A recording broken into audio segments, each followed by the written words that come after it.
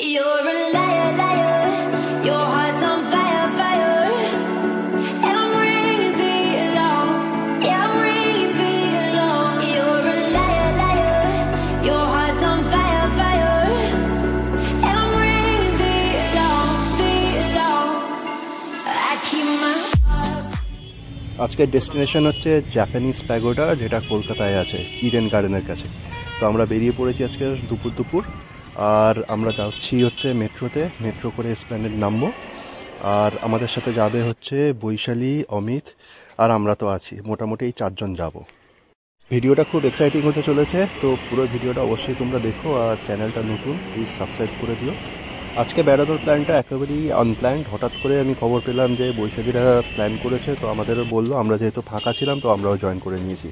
মেট্রোয় এসপ্ল্যানেডে নেমে একটুখানি হেঁটে আমরা পৌঁছে গেলাম ইডেন গার্ডেন্স, যেটাকে ইডেন উদ্যানও বলে। তো এই উদ্যানের ভেতরেই হচ্ছে জাপানিজ প্যাগোডা। আর এখানে ছোট ছোট ছেলেমেয়েদের জন্য খেলাধুলা করার জন্য একটা পার্কও আছে, এরকমই শুনেছি। আমরা টিকিট কেটে ভেতরে ঢুকলাম, ঢুকে বেশ ভালো লাগলো, কিন্তু পুরো সবুজ চারদিকে। Let's go. You're a liar, liar. Your heart's on fire, fire. And I'm ringing the alarm. Yeah, I'm ringing the alarm. You're a liar, liar. Your heart's on fire, fire. And I'm ringing the alarm, the alarm. I keep my heart protected. There's a fence around it. And nobody can tell my heart.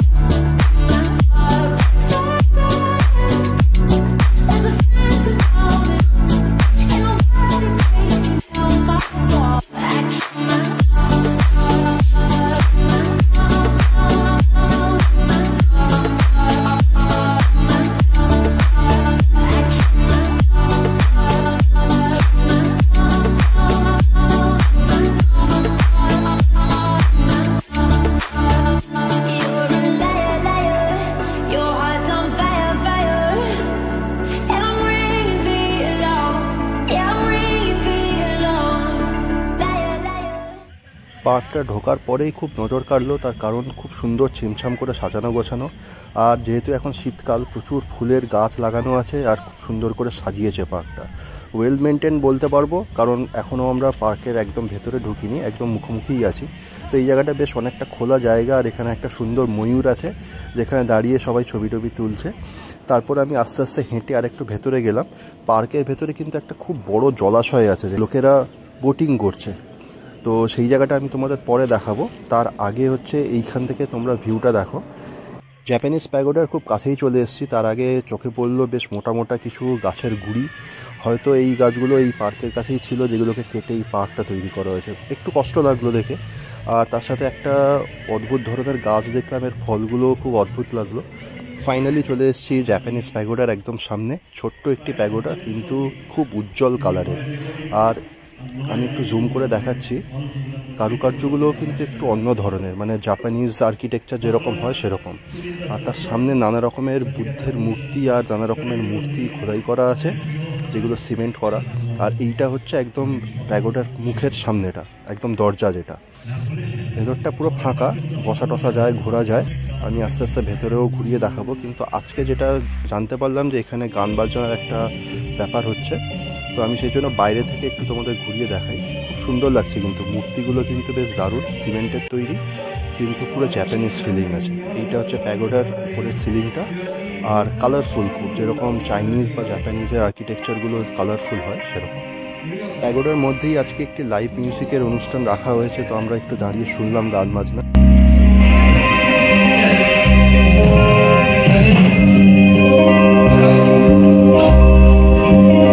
পার্কে ছুটোছুটি করার জন্য নুপু আর অবন্তিকা একদম ব্যস্ত হয়ে পড়েছে। দেখো আমাকে ছেড়ে কেমন নুপু ছুটে এই পার্কটার কাছে চলে যাচ্ছে। এর ভেতরেই আছে চিলড্রেন পার্ক, যেখানে বেশ কিছু বাচ্চাদের খেলার জিনিসপত্র আছে। তো পার্কটা মোটামুটি ভালোই ভর্তি আছে। এখানে দেখো একটা সিটের মধ্যে অবন্তিকা আর সৌরিক বেশ এনজয় করছে। বেশ অনেকক্ষণ এই সিটটার উপরে ওরা ছুটোছুটি করেছে, এনজয় করেছে। আর একটা দোলনা ছিল, যেখানে দুজনকেই বসিয়ে একটু দোল খাওয়ানো হয়েছে। তো দুপু একটু ভয়ে উঠেছে, কারণ ওর দোলনায় খুব একটা অভ্যস্ত না। এখানে অবন্তিকা দোল খাচ্ছে, বসিয়েছে, একটু থমথমে মুখে বসে আছে, খুব বেশি নড়াচড়া করছে না। পার্কের উল্টো পাশেই যে জলাশয়টা বলছিলাম, খুব সুন্দর জায়গা, একদম পরিষ্কার জলটা, আর কিছু শালুক পাতাও ভেসে আছে, আর চারদিকটায় হচ্ছে খুব সুন্দর সাজানো। আর এইটায় হচ্ছে তোমার বোটিং করা যায়। এখানে দেখছো যে যেমন বোটিং করছে, এক একটা বোটে 4 জন করে ওরা নিচ্ছে, আর ওখানে একটা টিকিট কাউন্টার আছে যেটা করে তুমি টিকিট কেটে বোটিং তোমরা করতে পারবে। পার্কটার ভেতরে কিন্তু বেশ পুরনো আর মোটা মোটা গাছপালা আছে। এখানে দেখো একটি পাখি আমি দেখতে পেলাম, একটু জুম করে তোমাদের দেখাচ্ছি। আর বিশেষত্ব হচ্ছে এই গাছের ডালগুলো। তারপরে একটু বাঁদরপনা করলাম আমি। এই জায়গাটায় একটা বড় অস্বস্ত গাছ ছিল, যেটা ঝুড়ি ধরে আমি একটু ঝোলার চেষ্টা করলাম, যেহেতু বয়স হয়ে গেছে ওয়েট ধরে রাখতে পারছি না। পার্কের নেক্সট অ্যাট্রাকশন হচ্ছে ক্যাকটাস হাউস, যেটা মোটামুটি বেশ ভালোই কালেকশন রেখেছে ক্যাকটাসের। একটা বড় বাড়ি বা ঘর, যেটা কাঁচ দিয়ে ঘেরা, আর তার ভেতরে প্রচুর ভ্যারাইটিসের ক্যাকটাস আছে। বেশ কিছু ক্যাকটাস ভালো কন্ডিশনে আছে, আবার কিছু কিছু ক্যাকটাস একটু ঝিমিয়ে গেছে, হয়তো পরিচর্যার অভাব। কিন্তু যে কটা বেশ ভালো পজিশনে আছে আমি সবকটাই একটু জুম করে ভালো করে ছবি তুললাম। আর একটু আমাকে সাবধানেও থাকতে হচ্ছে আর নজর রাখতে হচ্ছে, কারণ ছোটো নুপু এসছে এখানে ঘোরাঘুরি করছে, আর এই ক্যাকটাসগুলোর উপরে মানে হাত দেওয়ার চেষ্টা করছে। কাটা ফুটে গেলে খুব চাপ হয়ে যাবে।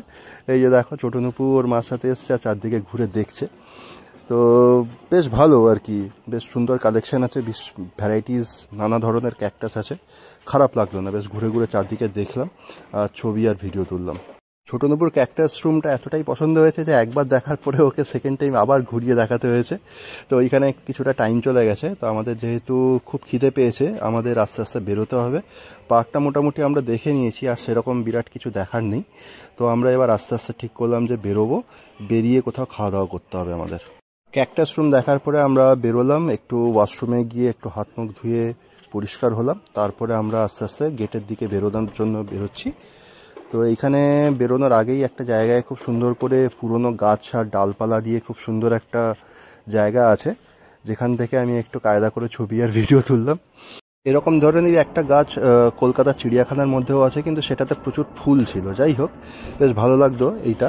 এরপরে আমরা দেখবো হচ্ছে বাটারফ্লাই গার্ডেন, যেটার মধ্যে জ্যান্ত বাটারফ্লাই নেই, কিন্তু প্রচুর ছবি আছে বড় বড় বাটারফ্লাইয়ের, আর বিভিন্ন ধরনের বাটারফ্লাই এখানে প্রজাতির ছবি এখানে আছে। ওভারঅল জাপানিজ প্যাগোডা আর পুরো পার্কটা আমাদের খুব ভালোই লাগলো, কিন্তু খিদে পেয়েছে সেজন্য আমরা চলে এলাম এসপ্ল্যানেডে এসে দেখছি যে লোকে প্রচুর ভিড়। আর সামনে এই রেস্টুরেন্টটা দেখলাম, স্কুপ। বাইরে থেকে তো দেখে বেশ ভালোই লাগলো রেস্টুরেন্টটা। অমিত বলল যে ওরা এখানে আগেও খেয়েছে, তো সেই জন্য আমরা ঢুকে পড়লাম। ভেতরটা মোটামুটি ফাঁকাই ছিল, খুব সুন্দর করে সাজিয়েছে। বড়দিন, ক্রিসমাস, তারপর নিউ ইয়ার্স এইসবের থিম করে বেশ সুন্দর সাজানো গোছানো। তো আমরা ফার্স্টেই স্টার্টার অর্ডার দিলাম। 3 ধরনের স্টার্টার ছিল। একটা ছিল প্রন, একটা ছিল হচ্ছে ক্রিসপি চিকেন, আর একটা অন্য কোনো চিকেন আইটেম ছিল, নাম ভুলে গেছি। তো মোটামুটি স্টার্টারগুলো খারাপ ছিল না।